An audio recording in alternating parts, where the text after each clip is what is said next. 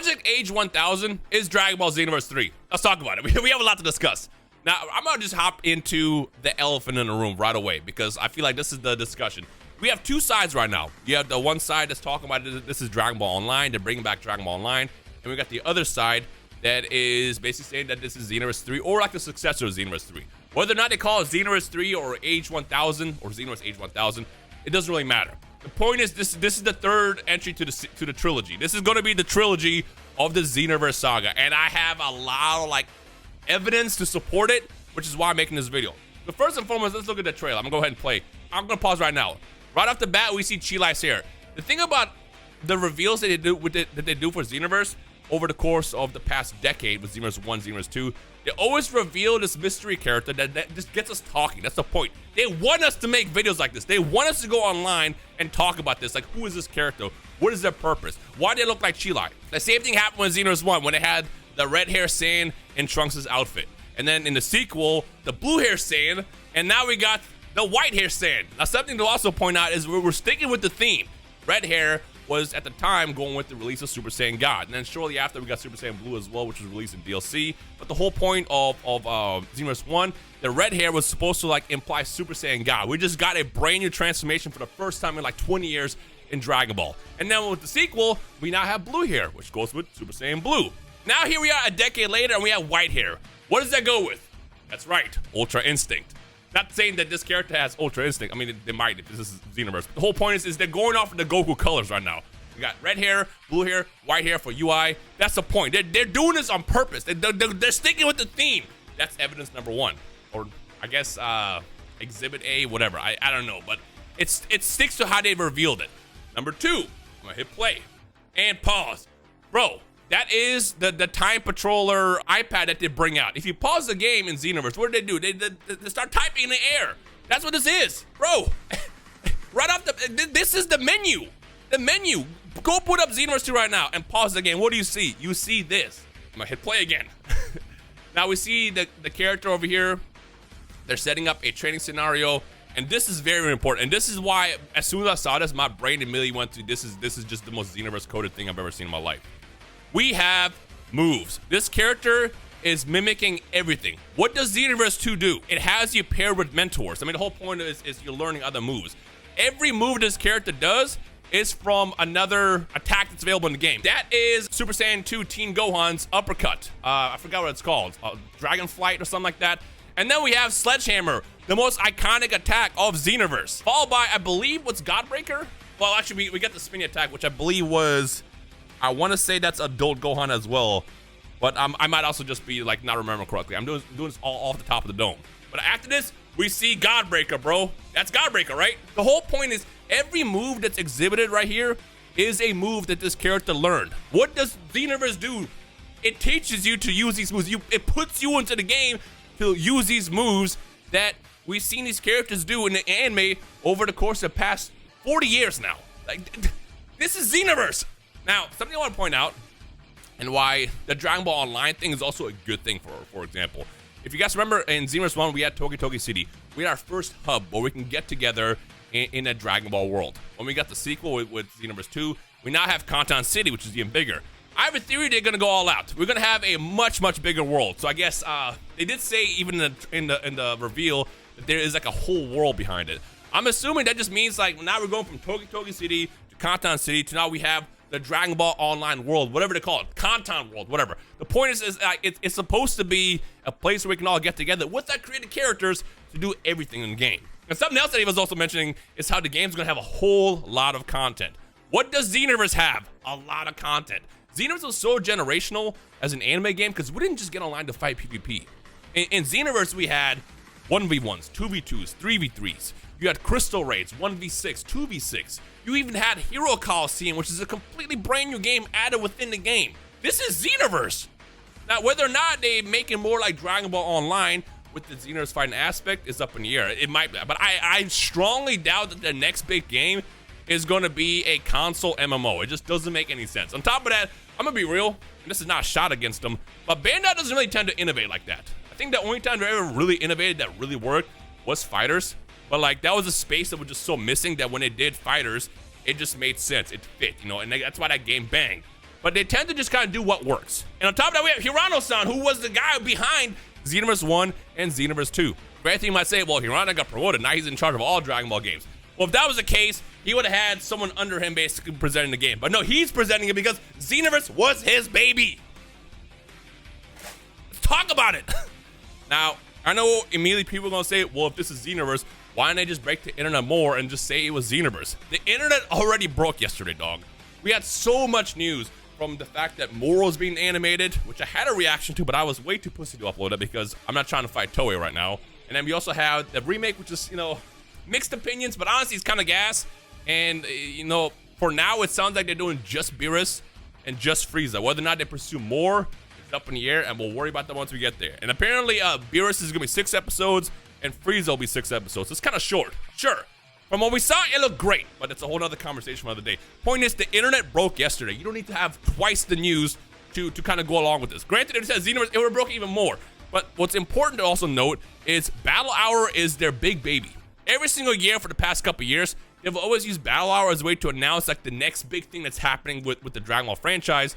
And dropping all the news at once means Battle Hour won't have much to present. It won't have much to present. What's going to happen in Battle Hour in, I believe, April, they're going to give us more details on what's coming with the DLC for Sparking, which for the most part we kind of saw. And also they did drop a roadmap saying that at the time we're recording today, we should be getting Mission 100 and then Survival Mode in spring, and then of course the DLC coming this summer.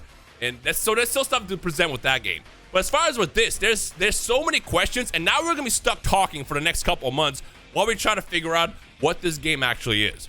Either way, it is exciting. Again, whether they call it the Xenoverse 3 or Xenoverse Project 1000, I am pretty confident this is a Xenoverse sequel. We are officially in the trilogy era of the game.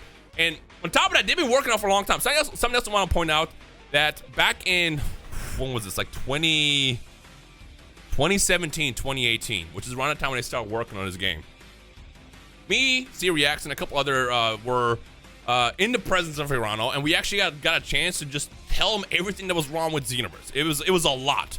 And whether or not they were already working on this game at the time or not, doesn't really matter. But the point is, a lot of feedback went into, like, number one, improving Xenoverse 2 shortly over the next couple months and years at the time, but also in the next game.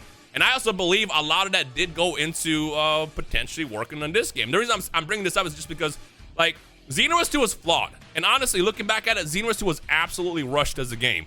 And I'm glad that they decided not to just drop a Xenoverse 3 at the time and just kind of give us the same game, but to actually, like, look at what was wrong with Xenoverse 2 and improve on it. And this is exactly what this looks like. It looks like that they're fully improving on what the concept of Xenoverse is, and now they have much better technology with, like, the PlayStation 5 and the Series X and PCs, as opposed to what they had 10 years ago. I think that was the correct way to do it. And something else also point out why they would not just outright reveal this is Xenoverse is because Xenoverse is still going on. We have a DLC 3, which is, I believe, it'll be announced at Battle Hour, with a DLC 4 still, which is a question mark. I guarantee you what's going to happen once we get closer, DLC 4 is going to tie into what's happening here. A lot of people also, I'm going to point out, is like, well, it was Age 1000. Bro, Xenoverse is about time travel. I mean, I get Age 1000 sticks with the Dragon Ball line story, but a lot of people are like, it can't be a Xenoverse, it's Age 1000. They're time traveling Xenoverse, dog! They're time traveling. Now, whether or not, this mystery character is going to go travel between age 800 or whatever Xenoverse takes place, or if the next game just is like that far ahead in the future, we don't know yet. I'm sure we're going to get more revealed, as we get DLC 3 and 4. They might even keep this a secret for another couple of months. Because again, 2027 is still a solid year away. My dumbass definitely thought the other day, well, at least 2027 is around the corner. Oh yeah, it's January. My point is, like, there's still a lot to, like, keep hidden while they're promoting DLC for Xenoverse 2. Because the thing is, like, if you reveal that Xenoverse 3 is a thing, I feel like a lot of people are like, all right, I don't want to play with you anymore, and just drop their Xenoverse 2 and then not get DLC 3 and 4. But again, that's just kind of a headcanon theory. That's probably not the case. But I'm tossing that out there as a possibility as well. Point is, there is still a lot that just, like, screams Xenoverse coded. Again, the big one to me is also, like, again, the whole point of this character being revealed the way they were is they did this twice already. They did this with Xenoverse 1 and 2. And I'm telling you, I was there. I made a lot of videos on this at the time. It was a discussion pretty much daily for months. It's genius marketing if you think about it. You dangle, like, candy in front of us, and we're going to play with that candy until we open the wrapper and figure out what that candy is.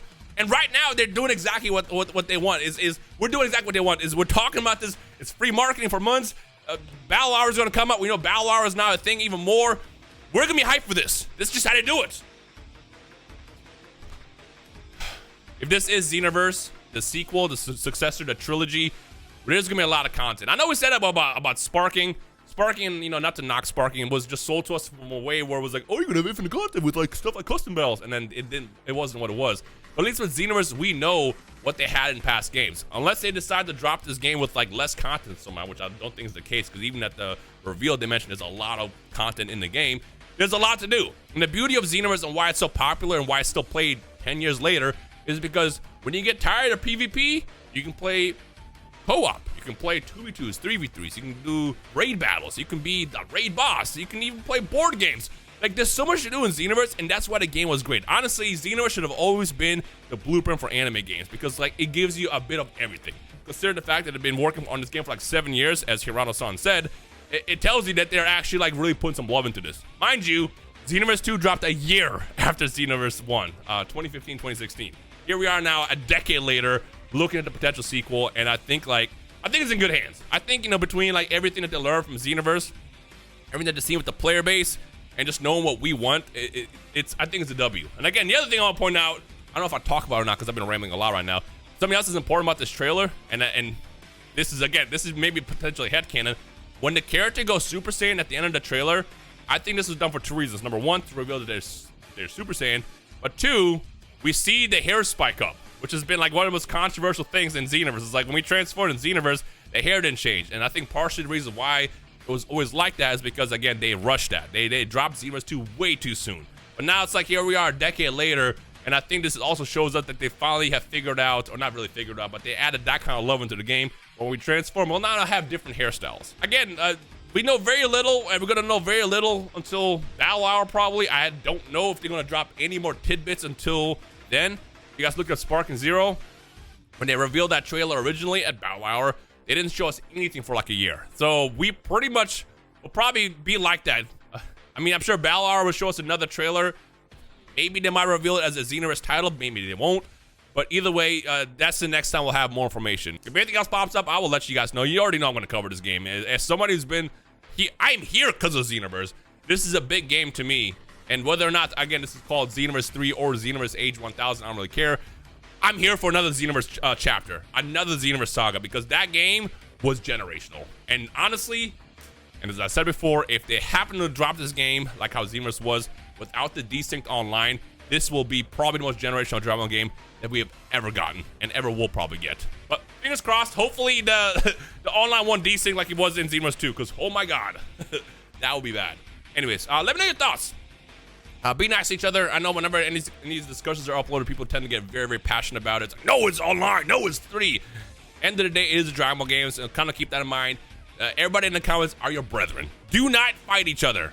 You know, once we know more, we'll know more. But for now, all we have is just headcanon and ideas, and yeah. That said, let me know your thoughts, and I'll see you guys whenever the next update for this game comes out at some point in the next couple months.